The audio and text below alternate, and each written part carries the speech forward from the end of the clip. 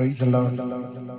സംഗീത പ്രമാണിക്ക് ഗദ്യരാഗത്തിൽ ആസാഫിന്റെ ഒരു സങ്കീർത്തനം. നമ്മുടെ ബലമായ ദൈവത്തിന് ഘോഷിപ്പിൻ, യാക്കോബിന്റെ ദൈവത്തിന് ആർപ്പിടുവിൻ. തപ്പും ഇമ്പമായുള്ള കിന്നരം വീണയുമെടുത്ത് സംഗീതം തുടങ്ങുവിൻ. അമാവാസിയിലും നമ്മുടെ ഉത്സവ ദിവസമായ പൗർണമവാസിയിലും കാഹളമൂതുവിൻ. ഇത് ഇസ്രായേലിനൊരു ചട്ടവും യാക്കോബിൻ ദൈവത്തിന്റെ ഒരു പ്രമാണവുമാകുന്നു. മിസ്രയീം ദേശത്തിന്റെ നേരെ പുറപ്പെട്ടപ്പോൾ ദൈവം അത് യോസേഫിനൊരു സാക്ഷ്യമായി നിയമിച്ചു. അവിടെ ഞാൻ അറിയാത്ത ഒരു ഭാഷ കേട്ടു. ഞാനവന്റെ തോളിൽ നിന്ന് ചുമട് നീക്കി, അവന്റെ കൈകൾ കുട്ട വിട്ടൊഴിഞ്ഞു. കഷ്ടകാലത്ത് നീ വിളിച്ചു, ഞാൻ നിന്നെ വിടുവിച്ചു. ഇടിമുഴക്കത്തിന്റെ മറവിൽ നിന്ന് ഞാൻ നിനക്ക് ഉത്തരമരളി. മെരിവ വെള്ളത്തിങ്കൽ ഞാൻ നിന്നെ പരീക്ഷിച്ചു. എന്റെ ജനമേ കേൾക്കാൻ, ഞാൻ നിന്നോട് സാക്ഷ്യം പറയുന്നു.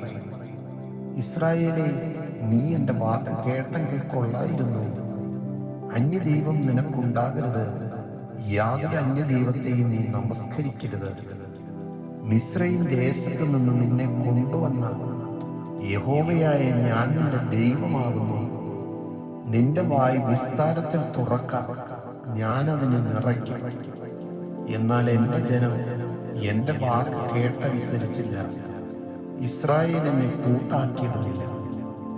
അതുകൊണ്ട് അവർ സ്വന്തം ആലോചന പ്രകാരം നടക്കേണ്ടതിന് ഞാനവരെ ഹൃദയകാഠിന്യത്തിന് ഏൽപ്പിച്ചു കളഞ്ഞു.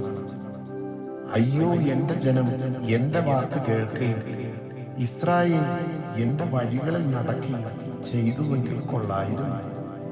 എന്നാൽ ഞാൻ വേഗത്തിൽ അവരുടെ ശത്രുക്കളെ കീഴടക്കുമായിരുന്നു.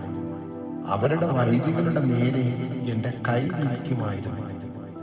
യഹോവയെ പകയ്ക്കുന്നവർ അവന് കീഴടങ്ങുമായിരുന്നു. എന്നാൽ ഇവരുടെ ശുഭകാലം എന്നേക്കും നിൽക്കുമായിരുന്നു. അവൻ മേത്തരമായ കോതമ്പ് കൊണ്ട് അവരെ പോഷിപ്പിക്കുമായിരുന്നു. ഞാൻ പാറയിൽ നിന്നുള്ള തേൻ കൊണ്ട് നിനക്ക് തൃപ്തി വരുത്തുമായിരുന്നു. ആമേൻ.